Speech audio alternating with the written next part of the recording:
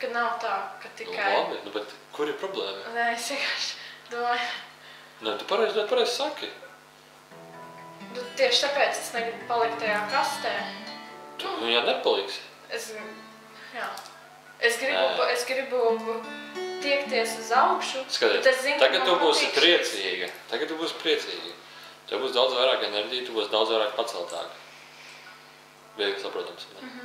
Tu nebūs tas nostalģija, tas nogurums, tas vispārējais. Tagad tu esi priecīgi, daudz vairāk paceltāk. Tevi uzreiz aktivizēsies visas enerģijas, kas ir tas pats garīgums, ko tu saki. Tu visu ēž, tu jūti to. Tiklīdz kā tu būs prieks un pozitīvisms, tu atradīsi to enerģiju, kā pilnveidot sev garīgā ceļā. Tas notiks dabīgi, tas nav izbēgams, tas process nav izbēgams. Dzīvē viss pirms tam jau ir neizplānots, bet tas virziens dzīvē jau ir noteikts. Tu neko savā dzīvē nekad nenokavēsi. Tu baidies nokavēt garīgumu, tu nav reāli viņu nokavēt. Pat ja tu būsi bankā, tikai nauda. Kādu dienu tu atvērs acis un domās, kas vispār es esmu? Vienkārši tas notiks, tas nav izbēgams process. Es ar to tā nav vispār jāstrādās par to. Vēl daudzi, teiksim, darot to, piemēram, manā gadījumā, es daru prieku, man parādās pacēlums, man ir tik daudz pacēlums, nenormāli daudz pacēlums. Es varu līdz vakaram strādāt un visu laiku ir prieks un pacēlums. Ieeja meditācijā, uzreiz riktīgi atverās visu vaļā. Vienkārši enerģijas tik spēcīgas, ka viņas uzreiz riktīgi pamučīja vaļā visu. Bet mēs tagad runājam par divām lietām uzreiz tā pateicu. Pirmkārt, tu kautrējies runāt, ja tu domā, ka citi domās, ka jukus. Otrkārt, kas izteikti ir tas, ka tu uzskati naudu par sliktu un tu atturies no tā. Un tu turi to savu prieku iekšā, nelai viņam zāri nākt. Un ka to divas lietas, automātiski šitās divas lietas, to nāk uz šejieni. Sirds rajonu, bet tu vari bišķiņ durstās. Tev vajag šitās divas lietas aizmirst. Jā, un vēl ir kas par to garīgumu. Pasaulē notiek, piemēram, es zinu situāciju, kad cilvēks, es uzrakstu lietas, jā, un ir cilvēki, kas meklē to garīgumu, jā, dažādās reliģijās notiek, manuprāt, tur savstarpēja sacensība, jā, kurš ir garīgāks, jā, varbūt es to redzu, un es kaut ko uzrakstu pa sevi, citreiz, un ir gadījies tāds viens koments, jā, tas tikai viens cilvēku apkārtējiem. Mani draugi savā ziņā sāk pieņemt man to domāšanu, bet viens cilvēks, kas uzskata, ka ir ļoti kompetents, jā, kā lai es izskaidroju, tāds ir zinošāks nekā es, jā, un mēģina tā kā nospīst to. Es pateikšu vienu lietu. Garīguma ziņā. Bet man ir vienalga, lai cilvēks, lai viņš zina, ko zina, es zinu, ko es zinu, un es viņam, saprotu, ko es ar to vēlējos pateikt, ka man tas vārds garīgums, citreiz man izsauc alerģi, saprotu, man vienkārši gribās atturēties no tā vārda. Okay. Zinu, man ienāk ja mēs runājam par tādu veidu informāciju, par garīgumu, nav tāds zinošākais garīgums, nav tāds, ir tikai savādāks. Ja mēs aizējam tagad uz garu pasauli, tad nav tāds augstāks līmenis, nav tāds, kas visu zina, nav tāds. Jā, es jau ir tikai savādāks. Es vienkārši atturos, tas koncepts kādam, kad domāt, ka viņš ir gudrāks, atkal ir prāta matrica viena. Dažreiz tu paskaties to no malas, kas tur īsti cīnās, tur cīnās kaut kāda veida tīrības, kaut kāda tāda veida informācija, vai tur reāli cīnās divi prāta matricas, kur man ir taisnība, ne man taisnība, man taisnība. Vēl ir prāta matrica, kam ir taisnība. Bet, kāpēc vispār tādā sabiedrībā esi? Nē, es tā nejauši, es uzrakstīju tekstu, un tas sākās martā, es sakarā ar to, es uzrakstīju, lai cilvēki vienkārši izjūt mieru un prieku, lai mazāk lasa mēdījus un tam līdzīgas lietas, jā, ka tas iespaido viņa emocijas un tā. Tur šitādas tekstus, ko tagad pateicis, lai mazāk skatās mēdījus, tur nevajag pat garīgam cilvēkam būt. Ko? Tur pat nevajag būt apgarotam, tur vienkārši pietiek būt vienkārši cilvēkam, kas ir normāls, lai tik daudz saprast, jo... Nu, bet redzēju, saproti,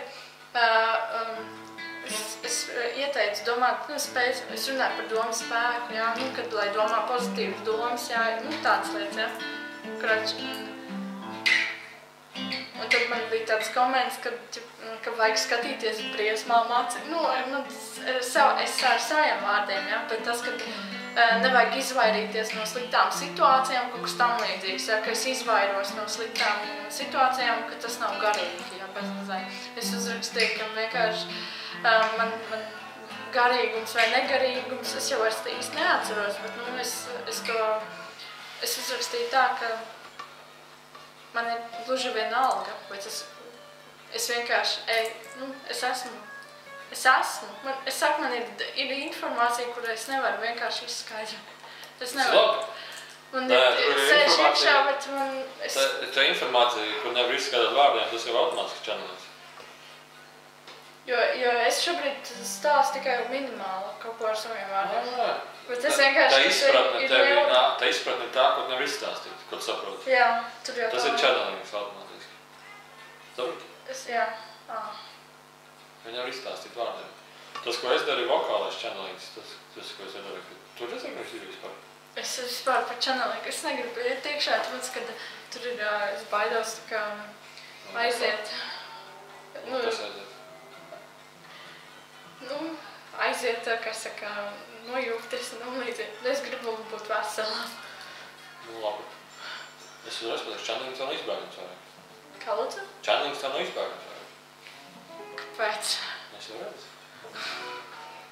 Again, par nojūgšanos tagad. Nē, par to garīgumu. Kas tur bija? Bet es uzskatu, ka tas ir normālais. Es to daru ikdienā un man tas neliekas nekas baigais. Īstenībā, jā, par čanelingu runājot, tad tu saki ikdienā. Tas ir principā vairāk, kā tu to izmantosi. Un tu izmantosi to tajā veidā, kā tas pašai liksies labāk. Tā visa informācijas uzņemšana. Tu zini to, bet tu nevar izskaidrot.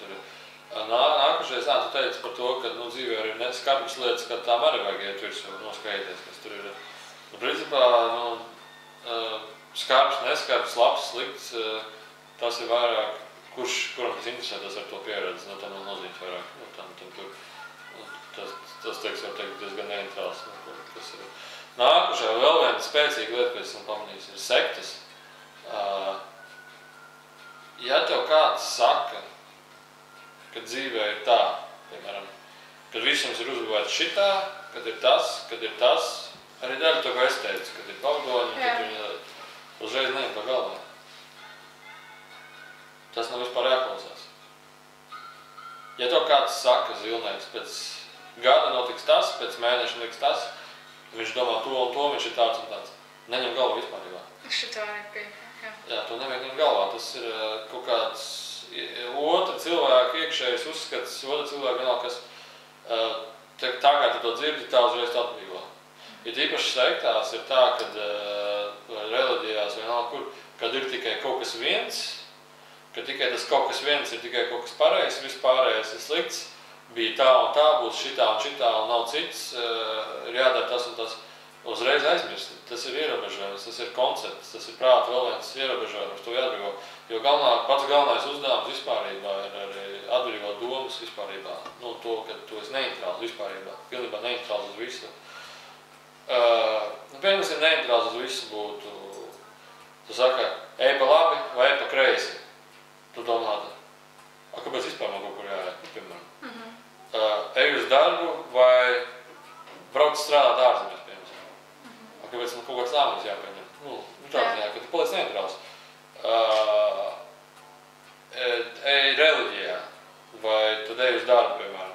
Kāpēc atkal kaut kas jāpieņem? Vai tu sako mums vai ej ratā, piemēram. Kāpēc man tas jāpieņem? Vispār tāds lēmums jāpieņem. Kāpēc vispār man vajag pieņemt lēmumu? Atbrīvo no tā vispārība. Atbrīvo. Ka tas nav vajadzīgs, jo tu tāpat darīsi to, kas tev ir jādara. Visi, kas tev uzspiež virsū, ka tev ir tikai izvēle, nevajag piekrist. Visuma likums saziņā ir viens. Bez tavas piekrišanas, bez tavas atļaujas, nekas nedrīkst notikt ar tevi. Vienmēr ir tava personīgā piekrišana. Un tajā brīdī, kad tev saka vainu, tevi ierobežo, ķipa tev tā kā ierobežo uzreiz, tu nevajag tam piegriež vispārībā. Tā ziņā, ka atbrīvojas no tā, necip to, vienkārši atbrīvojas. Protams, ja tev viens variants liekas, es tiešām to gribu, tad dari, tās savādāk. Bet uz zemes nav tas likums, uz zemes ir tā, ka tev uzspiež visu laiku kaut ko. Tā kā visu laiku pumpē iekšā. Savā ziņā tas ir tā kontrols mehānisms. Redz, to vajag atbrīvot. Tā ziņā, ka vienkārši viss tur kaut ko murgojot, man ir pilnīgi vienalga. Es zinu, kas es esmu, es zinu, ko es gribu, es zinu, ka es nezinu, ko es rīt darīšu. Man ir vienalga, es vienkārši tagad sēdēšu te, man būs forši. Tā, ka man ienāks ideja kaut ko darīt, es ir darīšu. Tā, ka man vajadzēs iet uz darbu, es iešu darbu. Tā, ka man vajadzēs mācīties, es mācīšos. Kur ir problēma? Oi, nē, atslāpsti. Vienkārši dzīvē es tāpat neko neatkošu. Manā dzīvē ir rakstīts, piemēram, es būšu miljonārs. Es varu nedarīt neko, es zinu, ka es būšu miljonārs. Es būšu nabaks. Lai arī kā es censtos kaut ko sasniegt, es tik un tā būšu nabaks. Kāpēc vispār kaut ko sasniegt? Šis labs joks ir. Zem banānas koka sēž tur afrikāns, melnais cilvēks kaut kāds Afrikā. Sēž un guļ zem banāna koka. Garām iet amerikāns, tur biznesa cilvēks. Viņš tā, kur tur guli? Viņš tā, vienkārši guļi. Labāk dari kaut ko. Viņš tā, ko? Paņem rekur banānas, aiznes uz tirgu un pārdod, no tā koka. Es dzirdēšu to. Jā, nē. Paņem tos banānas, aiznes uz tirgu un pārdod. Viņš tā. Tad ko es darīšu? Tad tev būs nauda. Ko tad es darīšu? Tad tu varēsi nolgot kādu, kas paņem banānas tavā vietā un aiznes uz tirgu pārdod.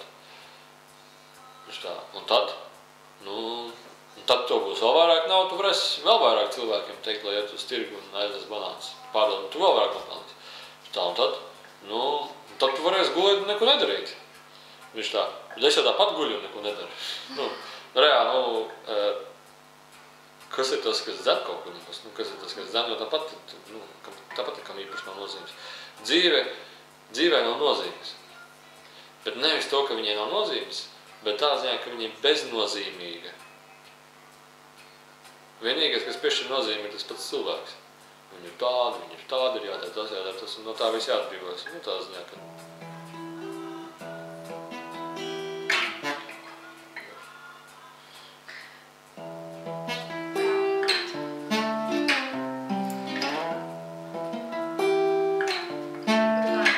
Par sektām, jā, atgriežoties.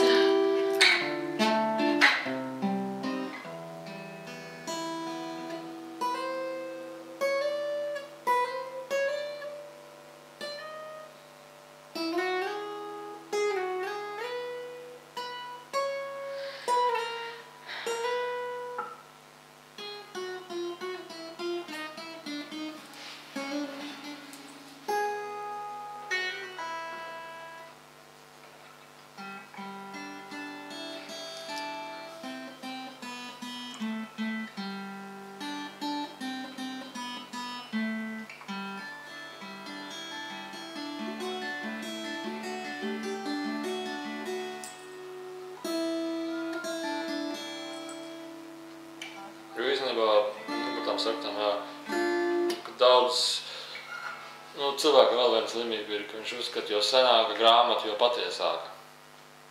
Tas tikpat stulbi kā uzskatīt tagad, jo senāks komentārs internetā, jo patiesāki. Es saprotu domu, ka tagad patinām filmu 5000 gadus uz priekšu, un tagad viņi atveras TVNet portālu. Wow! Tas ir visgudrākais, kas ir bijis. Tas būtu tieši tas pats, kur ir prāts skaties kaut kā tādu. Tagad atgriežamies par tā prāta kontrolas mehānismu, kad prāts, tās bailes ir šausmīgi spēcīgas, un ja mēs tagad ejam jebkāda veida, vai tā ir sekta, reliģija, mācība, vienalga kas, tiklīdz kā tur ielikts, ka mēs pret kaut ko cīnamies, kad ir kaut kas ļauns, kad ir kaut kas, no kā ir jābaidās. Aizmirst vispār, tas nav priekš tevīm, tas nav vajadzīgs.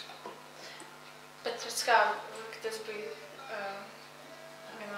es nezinu, kā viņi nosaukt organizācijā, tur bija ļoti labi cilvēkiem, bet sirdī bija tā, ka man sirds nepatīk tas veids, kā viņi pasniedz.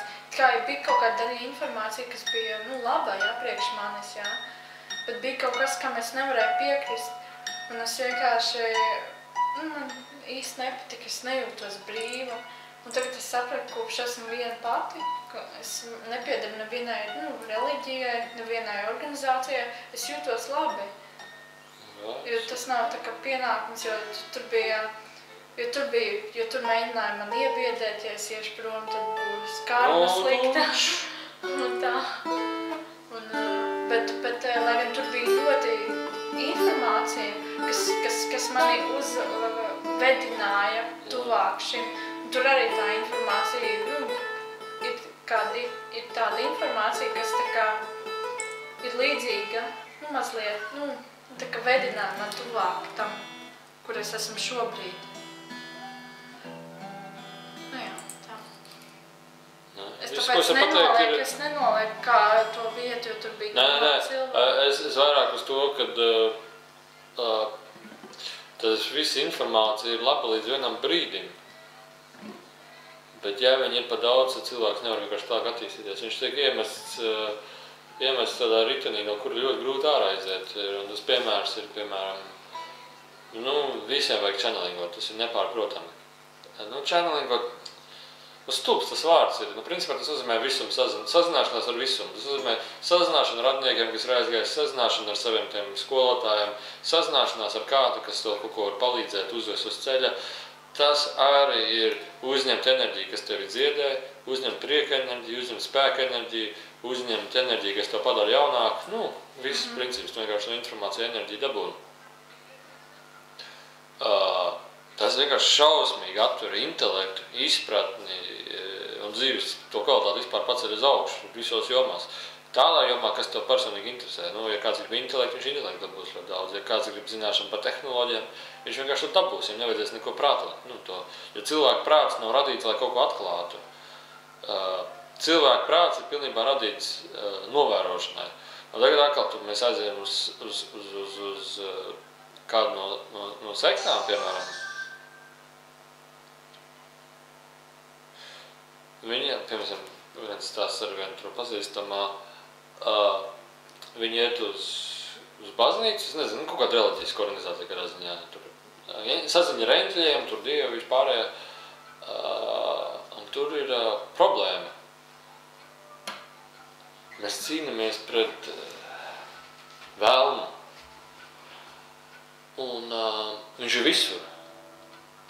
Vienīgais veids, kā mēs varam pasargāties no viņa, ir ja mēs nākam uz lūkšanos un vispārējo.